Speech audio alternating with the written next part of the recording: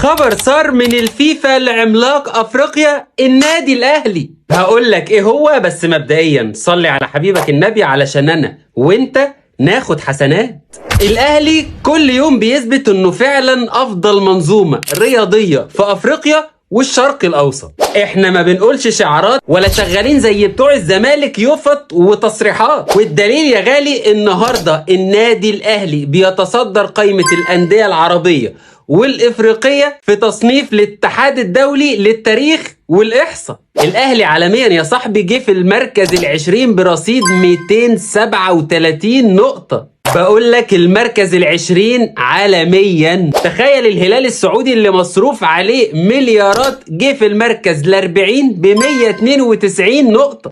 اما بقى الزمالك اللي بيقول على نفسه اكبر قلعة رياضية في مصر جه في المركز الكام بقى؟ ال69 عالميا برصيد 169 نقطة. احنا تاريخنا وانجازاتنا وبطولاتنا هم اللي بيتكلموا عننا. ولو على الشعارات واليوفط خليها لك يا سيدي وسيبنا انا بقى اقلبك في البطولات.